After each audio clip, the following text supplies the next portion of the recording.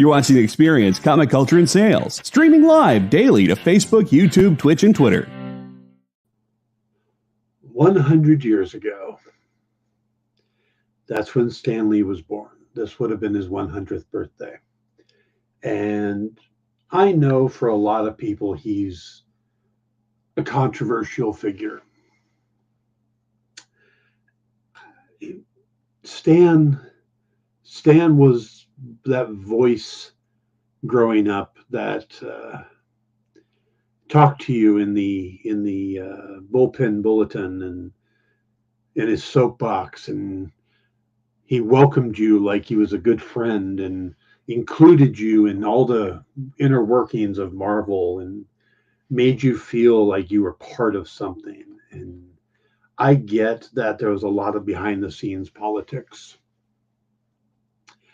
but I think there was a lot more going on than any of us know. I think a lot of it was Martin Goodman more than Stan.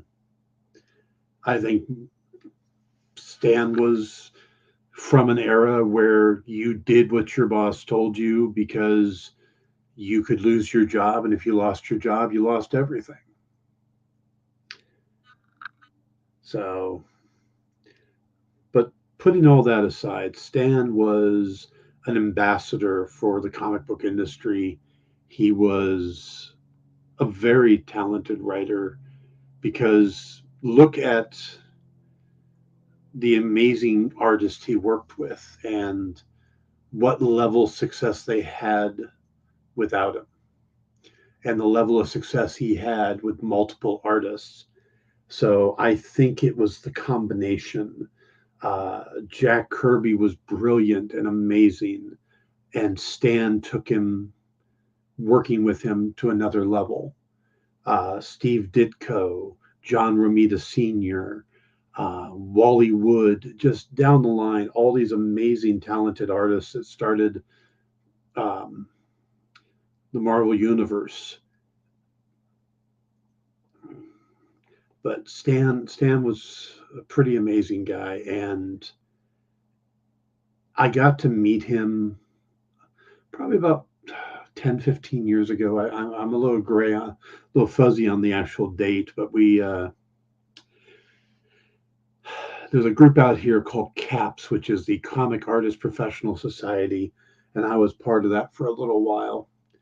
And I got invited to a tribute dinner for Stan, where they were giving him a Sergio Aragonés Award, and Stan had come out. And the neat thing was, it was a small enough event that every single person had an opportunity to sit down and take a moment with Stan. And Stan met with everybody, and it was more than just the photo op thing where, he sat there and took a picture with you and then moved on. It was a chance to talk to him for a couple minutes. And I think I've told you guys that when I was 11 years old, I met Jack Kirby, and how that kind of changed my life, having, this interaction with Jack, and what an incredibly nice guy he was, and what it meant at that age to meet someone like that, and how nice he was to me and what he did.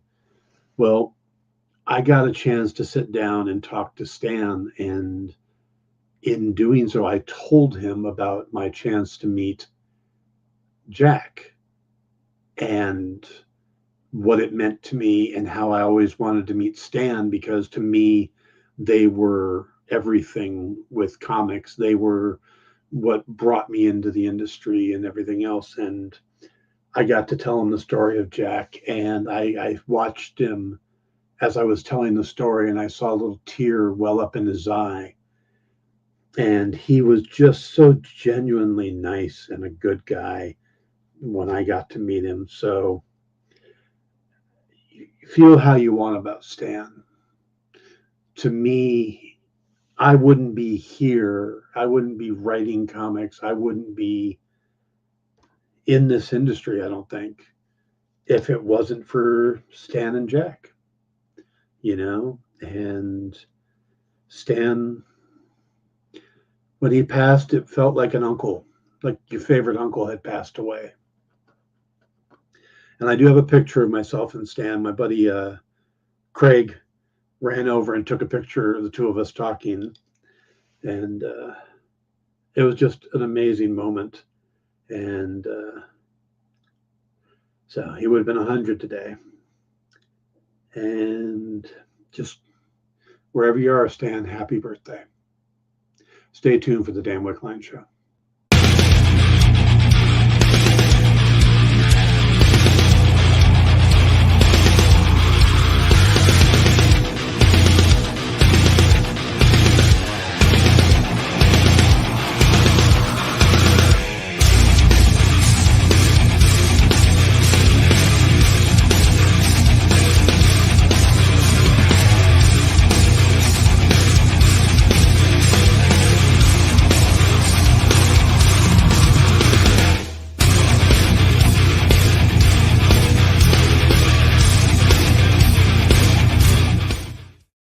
Hey everybody, welcome to the Dan Wickline Show here on The Experience.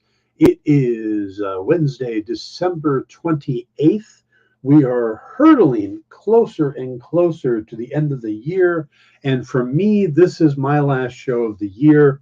I won't be here tomorrow.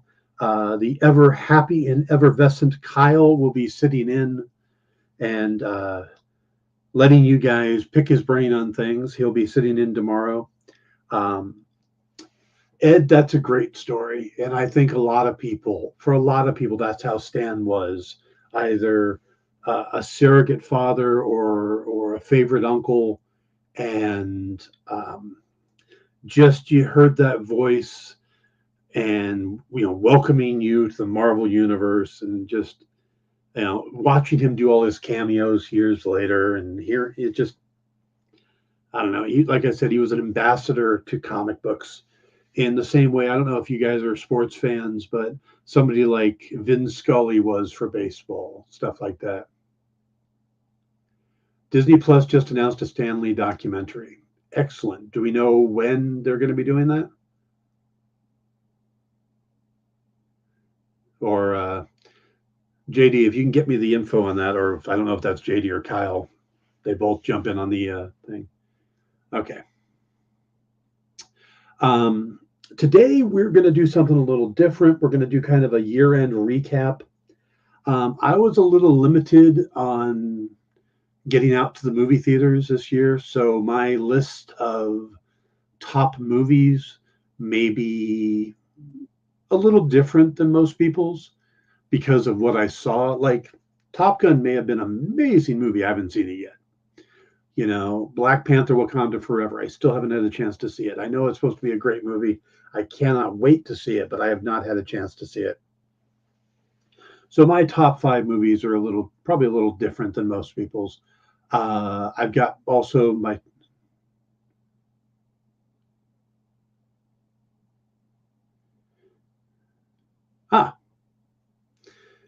Yeah, it would have been nice. Maybe this weekend, since it's his birthday, Kyle, we could rerun my Danny Fingeroth interview. Who did the Kyle's did Stan's the Stan book recently, which was a great book, by the way, if you haven't had a chance to read it. But yeah, so we're going to do top 5 series, top 5 movies. We're going to do what I think are some of the biggest moments of 2022. And Disney released a teaser trailer for it and says sometime in 2023. Okay. So we're going to get a Stan Lee documentary. I can't wait to see that. And I'm going to give you a few ideas of what I think might be the big things in 2023. Okay. Hey, Kenneth, good to see you. So, and Cool's here too, by the way. Hello, Cool. Ed. All right. So where should we start? Let's start with, since we mentioned the movies, we'll do the movies first. Because there were a lot of good movies this year. Like I said, and a lot of big movies. Hey, Jeff, how you doing? Um, Now, we tend to do pop culture stuff. So, but, for me, I love murder mysteries. I love superhero movies. I love action movies, stuff like that. Heist movies. I'm a big fan of heist movies. We haven't had a good heist movie in a while, but we have been getting some really good um, murder mysteries lately. And you're going to see them pop up in the top five movies. But the one I want to start with is the one I didn't expect to love. This was a movie that I didn't know why they were doing it. When it was announced, it was like, really? Do we really need this? And it's The Batman. When they came out and said Matt Reeves is going to be doing a Batman and they're going to get Robert Pattinson to play Bruce Wayne / Batman, and they're going to get Colin Farrell to play the Penguin. I was a little surprised by that because it's like, we just had Ben Affleck as the Batman. I thought he was good. I liked Ben Affleck as Batman. He's up there on the shelf behind us. There he is. I was good with that. But Robert Pattinson, to me, he was just the Twilight guy. I didn't really take him seriously. But then when the news came out, everybody was like, oh, no, you got to see him in this. And you got to see him in, I think it was called The Lighthouse and all these other movies. And then I started hearing Matt Reeves talk about what he wanted to do.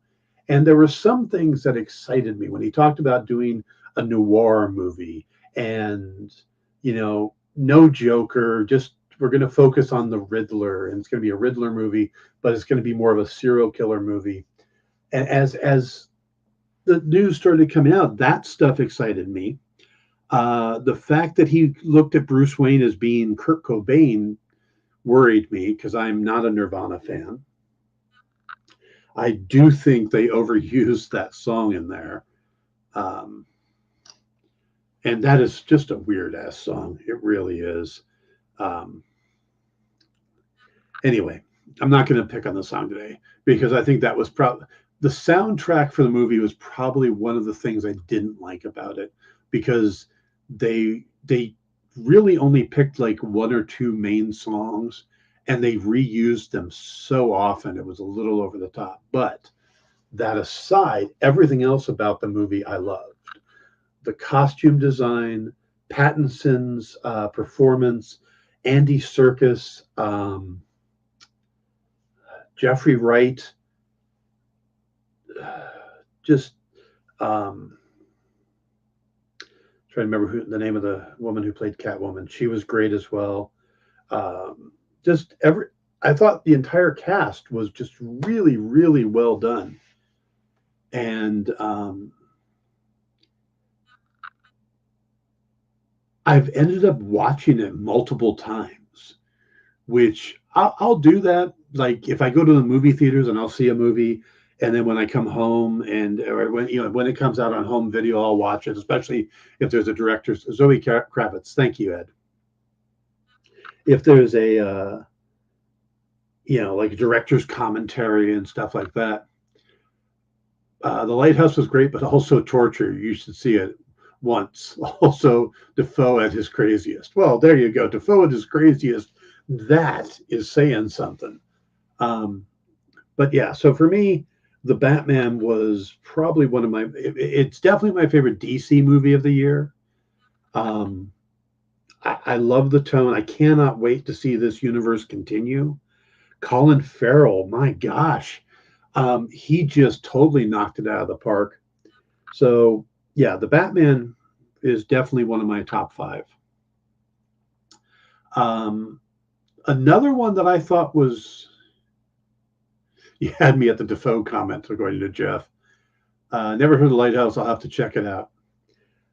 It says that Doctor Strange in the Multiverse of Madness. I was hesitant to see this one, and mainly it was the fact that we got the Illuminati scene and the body horror, the body morphine horror, that really threw me off and it made me hesitant to see it.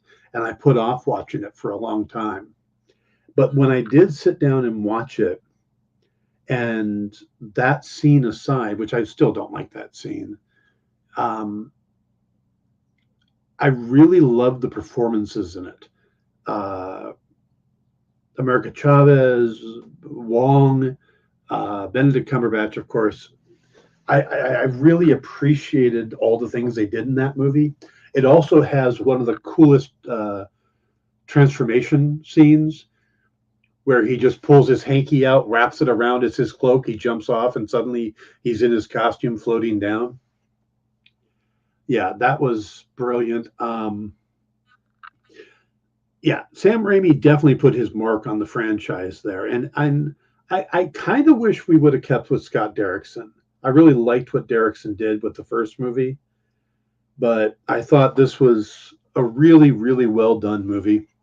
And again, I could have done without that particular scene. And I didn't think it added much to the movie, but we got John Krasinski as Mr. Fantastic. We got Patrick Stewart back as Professor X, you know, and we got Captain Carter. We got Monica Rambeau, not Monica Rambeau, her mom. So it was overall a pretty good movie. I liked it. And I would put it in my top 5, but it's probably the one that would be most likely bumped had I seen like maybe Black Panther: Wakanda Forever. So again, the only reason Black Panther isn't in this list is because I didn't get a chance to see it yet. So there's a good chance it could have bumped Doctor Strange out. Death on the Nile is on my list. I am a huge murder mystery fan, Agatha Christie fan, Kenneth Branagh fan, and I love what he's been doing. I am beyond happy that it's going to continue. He's going to continue as Poirot. There's going to be another one that they're working on, a Halloween murder mystery. So that's exciting for me. I love the scale they do with these movies and how they do the big cast, the big, all-star cast, and how you get Gal Gadot. And I know he's canceled and all that, but Armie Hammer,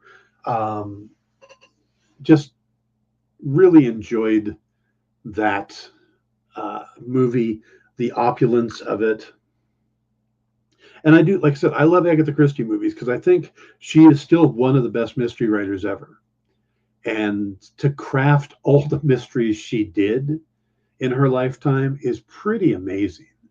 And to have not one, but actually, two big leading characters with Poirot and then Miss Marple.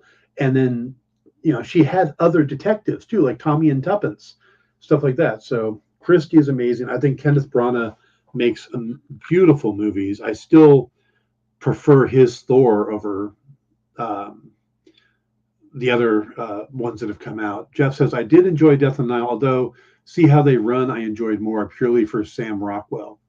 Okay. I haven't had a chance to see that yet. It's on my list. So maybe I can catch that in the next few weeks and I'll give you my review on that when I get a chance. All right.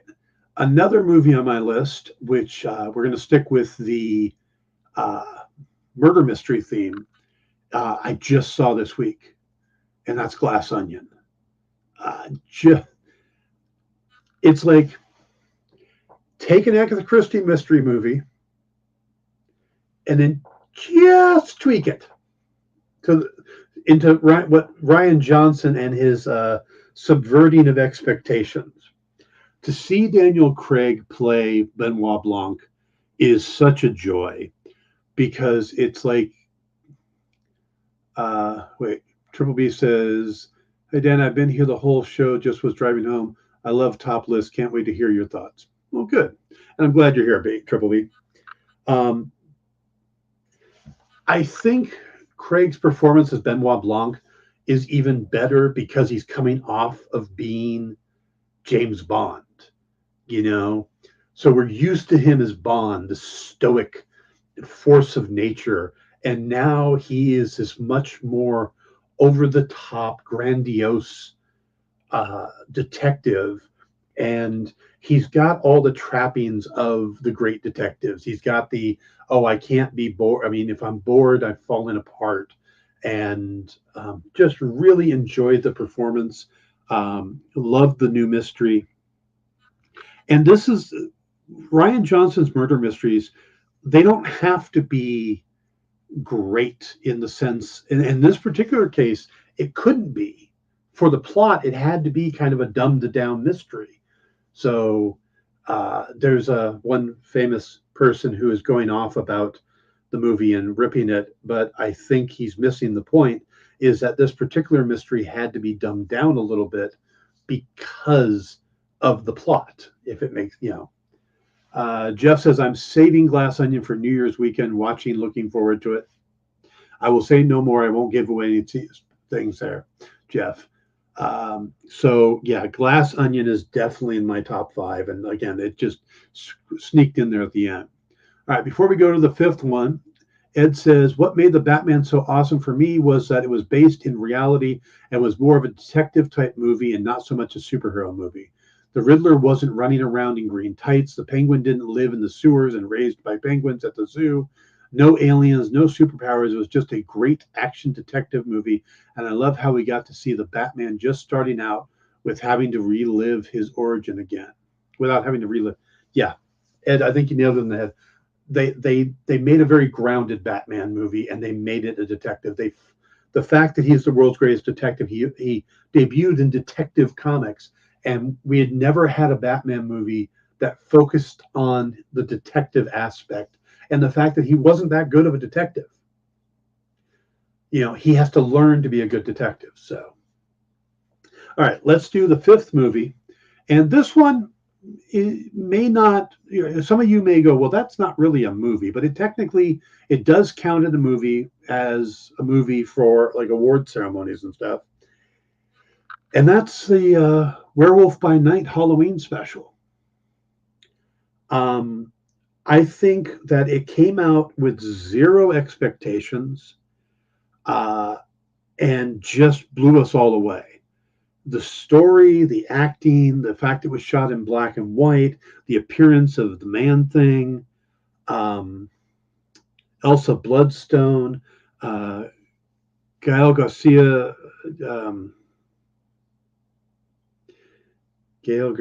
yeah, the actor playing Jack Russell. I was just blown away by it. I remember sitting down watching it thinking, okay, it's just going to be this silly little Halloween special, and finishing it and just being in love with it, And to me, that and the Guardians of the Galaxy holiday special are both like fantastic uses of the thing. Gael Garcia Bernal, thank you. So I think Marvel is using the specials in such a great way. I would love to see them do more. I would love to see Star Wars do specials as well, to take some of the characters and expand on them in that way, like Black Chrysanthemum, or do a Lando special, something like that. Instead of doing these big series, you could do these specials and tell great stories. Yeah, I hope Disney Plus keeps making specials, but like I said, I hope they do it with Star Wars franchise and maybe some of the other stuff they have access to, because I think it's a great format. Ed says, OMW, absolutely agree with you. WWBM was Werewolf by Night was the best story Marvel has told in a long time. There's nothing about it I didn't like. Yeah, I think Werewolf by Night may have been the best Marvel thing all year. So JD says, maybe they can make a Star Wars Christmas special. Sounds like a fun idea. And if you think about it, that's what James Gunn did. He followed the Star Wars holiday special he had songs in it. He had guest stars. I mean, he did everything that they did. and they did it really well. So, all right, let's go ahead and bounce and take our first break. When we come back, we'll talk about my favorite series of the year. So we'll be right back. Join the party. Head over to our Linktree to find all the links for everywhere the experience is all the time.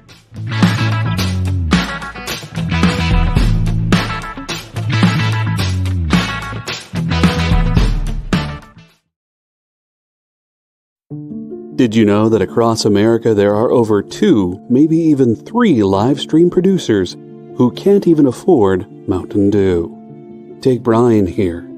Brian has gone 2 weeks without a sip of Red Bull. If it goes on much longer, he may take a shower and get a real job.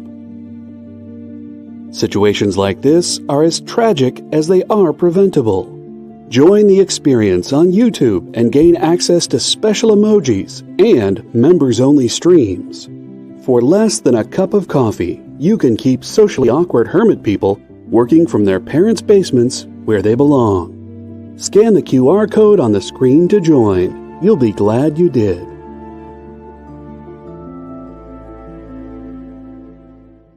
Comic Collectibles is here for you every Wednesday with AR Comics for 2 very important reasons. To sell you rare, one-of-a-kind comics that you'll love, and to confuse AR with old man talk. You see, Rex and John are, how should I put this, ancient as the roots of the mountains. So every week, Rex and John fill in AR in yet another area of pop culture that he missed because he's too young, just didn't have the time, or just really doesn't care about. It's a real public service they provide. Come buy some super rare and unique comics, while old men explain long-dead sci-fi shows to a younger man making that confused puppy face. Every Wednesday from 6 to 8 Eastern with Rex, John, and AR Comics. Comic Collectibles on The Experience. Comic Culture and Sales.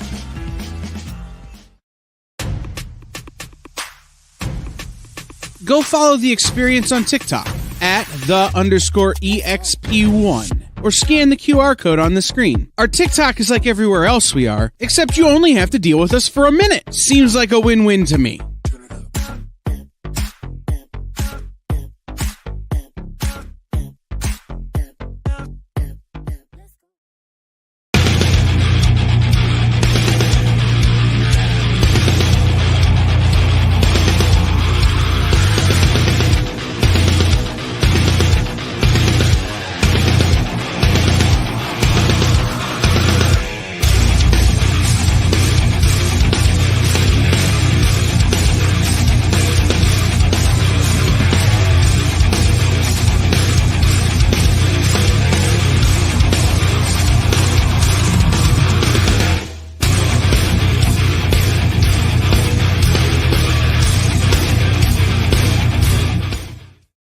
Hey everybody, welcome back to the Dan Wickline Show here on The Experience.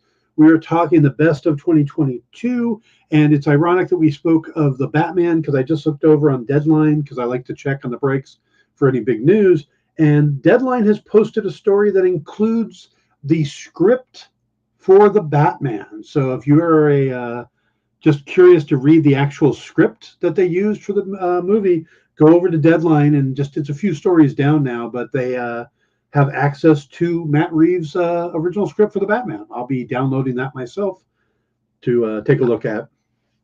All right.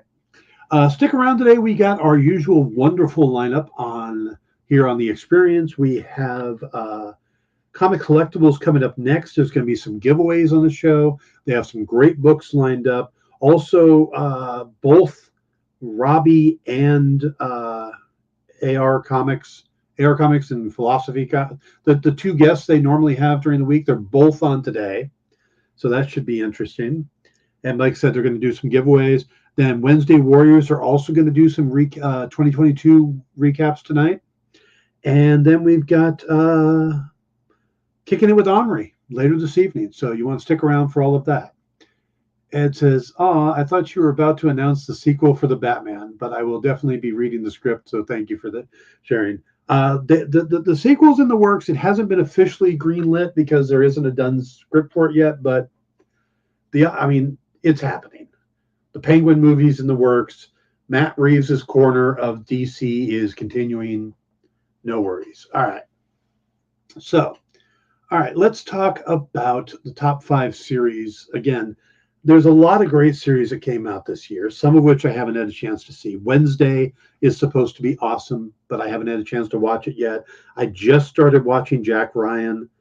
I'm only 2 episodes in, so I didn't feel like I could put that on the list yet. Rings of Power was a gorgeous series, but it wasn't my top 5. It's great. Wasn't my top 5. Willow isn't in my top 5. It's another good series. Witcher Blood Origin just came out. Haven't seen it yet, but I'm not hearing great. So, top 5 for this year. And it's kind of an eclectic mix. You got a couple superhero things and a couple not. So, the latest season of The Boys. We're going to start with the latest season of The Boys. Vox Machina was great as well. It's another one that should have been considered, but I've just got 5 that really stood out to me. And again, I really liked Rings of Power, but these 5 stuck with me a little bit better. So The Boys' latest season, I thought really just took everything up a notch. And I almost wished it was the final season, because they ramped up the tension so much that it almost feels like we're at a breaking point. It's like, how do you put everything back in the bag to start a new season? It's kind of like X-Files. X-Files always had these amazing season finales, and then they had to start a new season, and they went, "Oh, great, we got to make Scully not believe again." We got to take away any evidence Mulder might have found just so we can do another season. So I don't know how we're going to go forward with The Boys, but Ed says, love The Boys, but really wanted to see Homelander die. See, that's my point.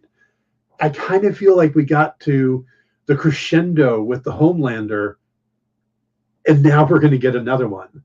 Warpingstein says, The Boys have been solid all season, so good, or all seasons, so good that I'm worried they will drag it out. Yeah, again, it did feel like maybe we got to the penultimate season, or the top season, the best they could do, but we'll have to see. I mean, they've been good so far. JD says Wednesday was nice, kind of an obvious metaphor though, and Guzman was a bit of a misstep. I think he could have played a good Gomez, but he didn't. Oh, okay.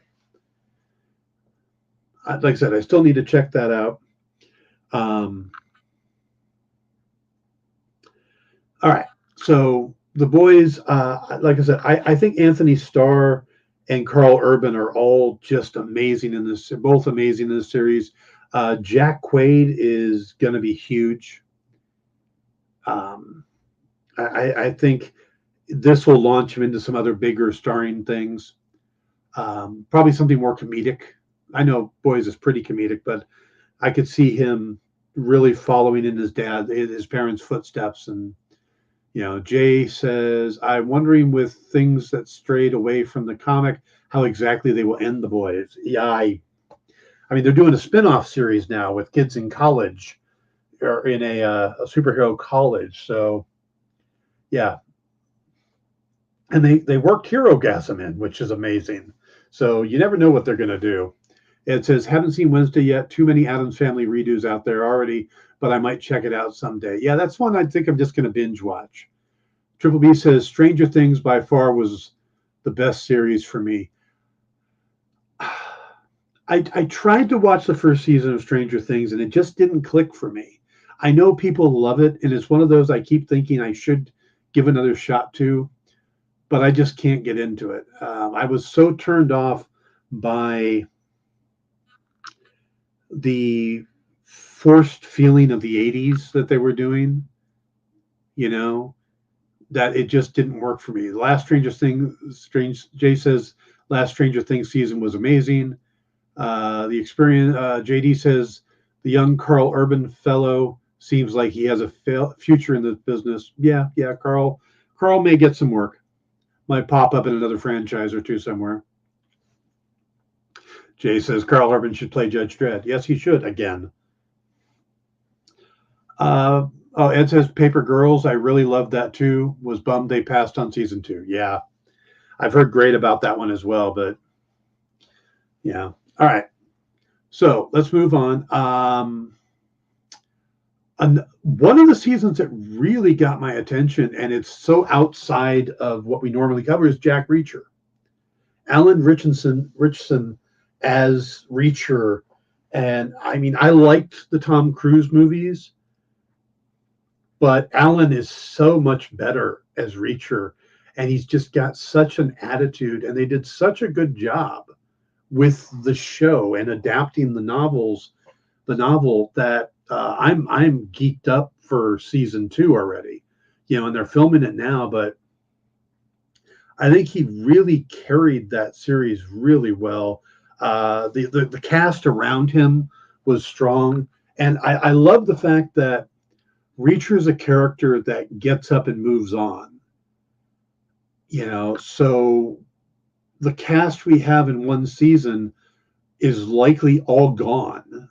In this case, they do introduce one character who does recur in some of the novels, and that's his friend. I can't remember her name off the top of my head, but she's going to be in season 2, and she's the catalyst of the second, the book they're adapting for the second season. So we'll have 2 characters back, but everybody else just gone. Moving on to the next group of actors. But so Jack Reacher to me was really strong, and I've watched it twice because I watched it and then Lisa came down and we binge watched it together, and really just enjoyed it. That was a really good series. When it comes to Marvel series, we had a few. We had She-Hulk, we had Miss Marvel, but for me, Moon Knight was the best. I thought Oscar Isaac was amazing. I loved how complicated the story was, how the twists and the turns.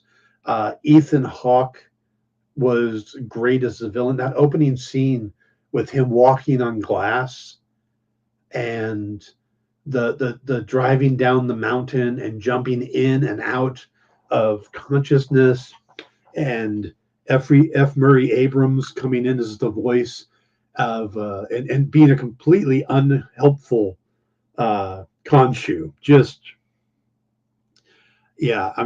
almost an antagonistic Khonshu. That one really just worked for me. And the costume, Moon Knight was a difficult costume because it's just this bright white costume. It says, wow, I haven't watched any of them on your list. I guess I have some catching up to do. I'm a little surprised on the Moon Knight one because that's as close. Well, that's a pet peeve of mine, but most people say that Moon Knight is Marvel's Batman. But personally, to me, Moon Knight is a shadow. He's not Marvel's Batman. He's the shadow. But I think Oscar Isaac did such a good job on that series, and I cannot wait till season 2 gets rolling. JD says AR Comics on the next show almost objectively hates Moon Knight. Wow, poor guy. To be so wrong has to hurt, doesn't it? Man. Well, he's just going to have to live with that. It's probably the young thing, isn't it? Yeah. So, all right. Well, let's move over to Star Wars. And to me, hands down, the best Star Wars series of the year, and one of the best series of the year, is Andor. I was blown away by how good that was. Diego Luna's acting, Stellan Skarsgård. Oh my God, I just stole every scene he was in. And it was a show that almost felt uncomfortable at times because they would ratchet up the tension so much, and you felt like something really bad was about to happen, and you just had to sit there, and you knew it was coming, and there wasn't anything you could do but to sit there and wait for it to happen, and just I mean, there's some dialogue lines in there that are just brilliant. Just overall, Andor is probably some of the best Star Wars ever made. Yeah, so many great monologues. If you love Star Wars and haven't watched Andor, you're doing yourself a disservice. If you hate Star Wars and haven't watched Andor, this might be what gets you into it, because it is just so good and so unique. It is so outside of the normal Star Wars. Ed says Andor was a pleasant surprise. It started out so slow with the blowguns and children of the flies at the beginning, but it was a fantastic later on. Yeah, it was a slow build, and they put out, I believe it was 2 episodes or 3 episodes, and I think they needed it because it did have that slow start. But it once it got going, the thing, it did the 3 arcs, the 3 episode arcs and stuff. And the fact that we're going to get another full season and that's it, we know it's ending. We got it built out. Andy Serkis again, that's 2 Andy Serkis mentions, by the way, in this top 20 or top of 2022. Andy Serkis was brilliant in that. Just down the line, another show with great casting. So yeah, Andor was so much better than I expected. Okay, and then the final series for me has to be Only Murders in the Building. It is so funny, so clever, and season 2 built on season 1, picked up almost immediately from it. That and season 3, I mean, we already know we're getting Paul Rudd in season 3, and Selena Gomez, Steve Martin, and Martin Short are so good together. But Selena, she fits in. It's like these guys have been doing this comedy bit, this duo, for years now, and Selena Gomez just fits in perfectly. It's almost like watching the old Bob Hope, Bing Crosby road movies and stuff. How they would just work off of each other so well. So that's another one. If you're not watching Only Murders in the Building, you should be, because it's funny, it is clever, and it's a good murder mystery.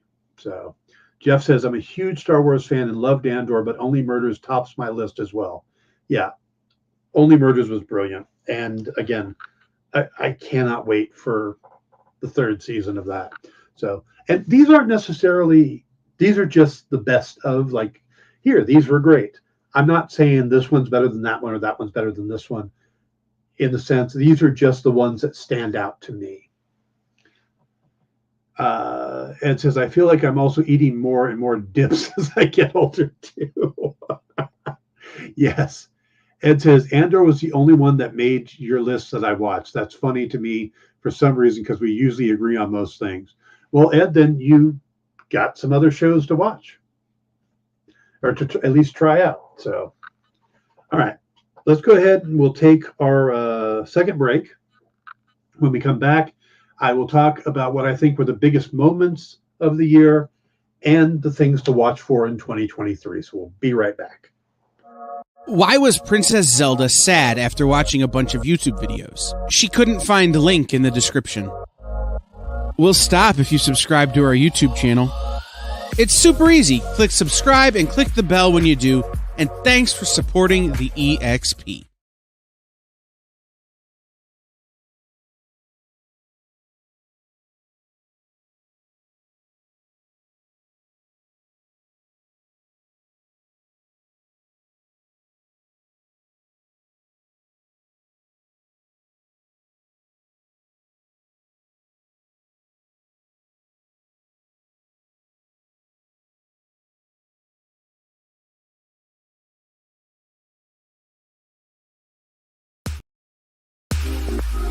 You know how when you go to Comic-Con, after Comic-Con, you go to the hotel bar, and there's a whole bunch of people playing music and dancing, and you've got Pikachu and Lara Croft Tomb Raider doing the cha-cha slide just down from Deadpool and Batman and Wonder Woman? That's every Saturday night over on the Experience Twitch channel. Join Taji Beats for the EXP Dance Party, exclusively on Twitch, twitch.tv/the_EXP.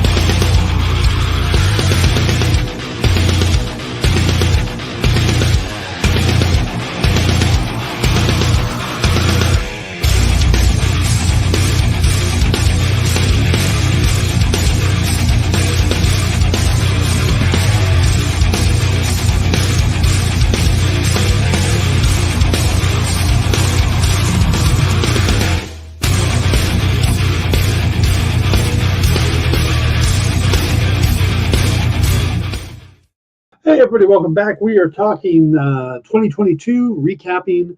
We did the top five, or my top five shows, my top five movies. Now we're going to talk about the 5 biggest moments entertainment-wise. I mean, the war in Ukraine is a huge moment. The elections, there's a lot of big moments and stuff. These are the ones that are specific to the entertainment industry. And I think they're going to have big repercussions going forward. Now, there's 2 on here that I don't want to talk about too much because I don't necessarily, they're kind of negative, but I think the ramifications are still being played out. And they were huge, just the coverage of them. The first being the Johnny Depp and Amber Heard trial. And again, don't want to talk too much about that one, but I think we're going to see, the fallout of Pirates of the Caribbean, and, Johnny lost that. He lost the Harry Potter sequel stuff. So that was a big thing. And then the Amber Heard and her coming in the upcoming Aquaman movie, I think we're still going to see fallout from this trial. And then the second thing that, again, I don't want to talk too much about, but I need to at least acknowledge, was the Will Smith slapping Chris Rock. Smith is still dealing with the fallout from that. I don't know. I'm curious how long that's going to be. Will he be able to rebuild things and get back to where he was, or is that all gone now? So those were 2 big moments in entertainment, but they had such a negative connotation to them. But the 3 that I think are much more shaping of what we talk about with Marvel and DC and stuff like that, the announcements of Phase 5 and 6 by Kevin Feige for Marvel, I think that was huge. Just rolling out Avenger movies, Avengers Kang Dynasty, Avengers Secret Wars, Fantastic Four. They gave us so much of the groundwork for Phases 5 and 6, and that it's going to be called the Multiverse Saga, that I think that it kind of took the somewhat lackluster 4th phase and gave it a shape. And I think we're going to start seeing a clearer picture of what's going to happen going forward. But I think that was needed. I think that event was needed to kind of restart people's excitement for the stuff. Now everybody's looking forward to Kang's appearances, and we're all buzzing about, oh, is this character going to pop up again? Are we going to get Doctor Doom? When is a Fantastic Four? Who's going to be the Secret Avengers? So I think that was a huge event. An even bigger thing for Marvel is their parent company was the firing of Bob Chapek and the rehiring for a short term of Bob Iger.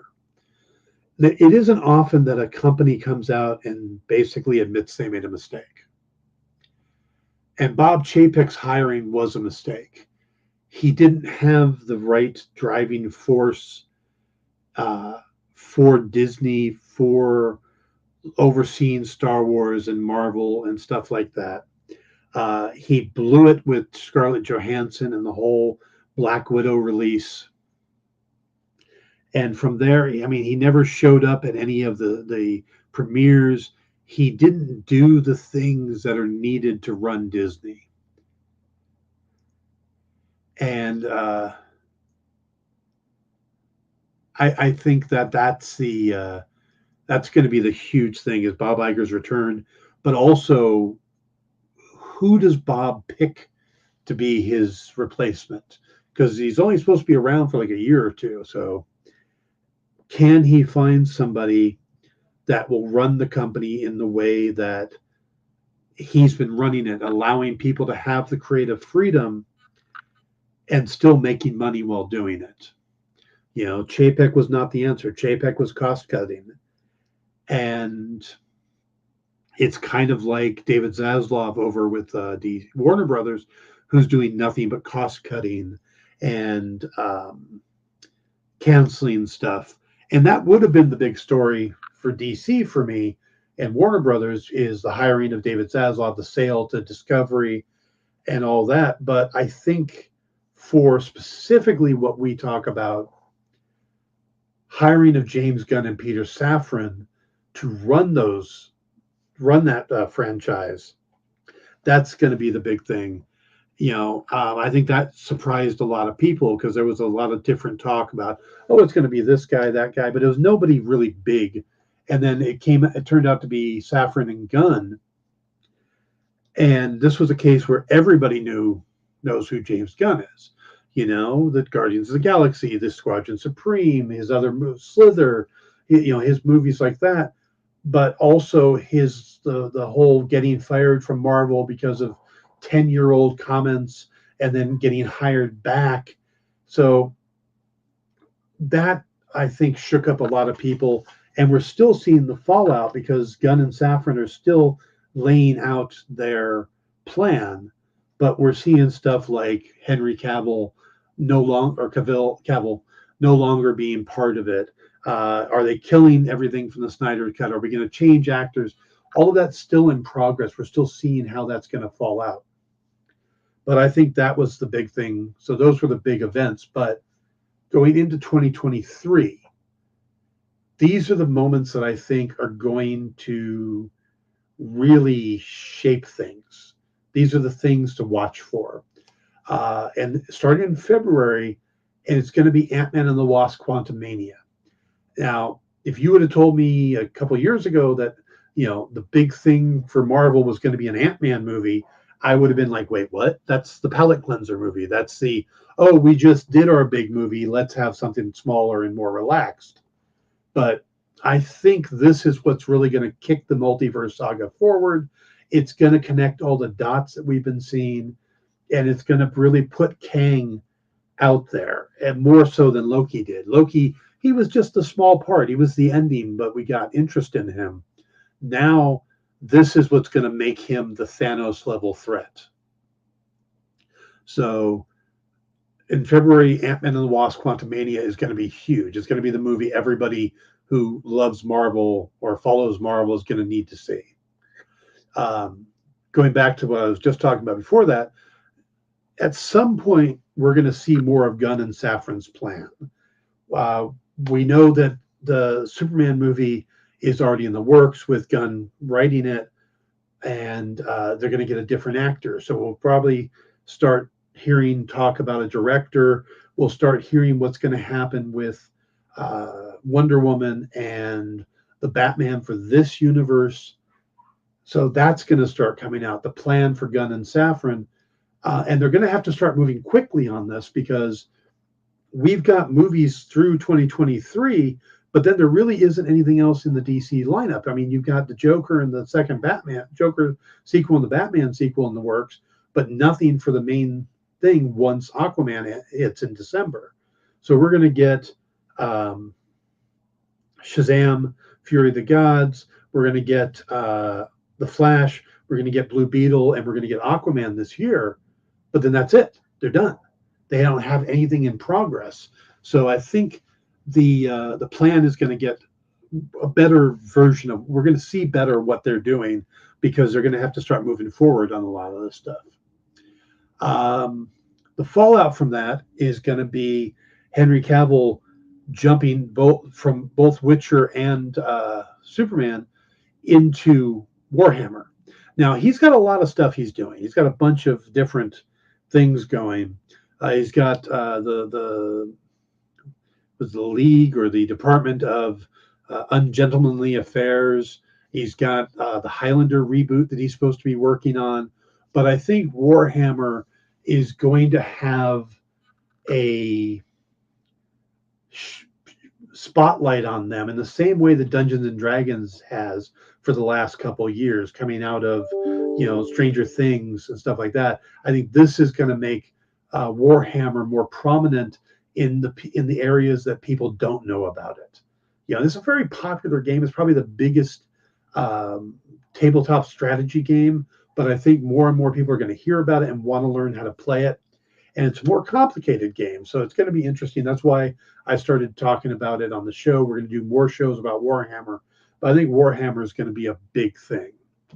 Another big thing I think is going to be Indiana Jones and the Dial of Destiny, because this will be a chance to bring that character to a close, kind of erase the bad taste people had in their mouth for Kingdom of the Crystal Skull, and give Kathleen Kennedy a chance.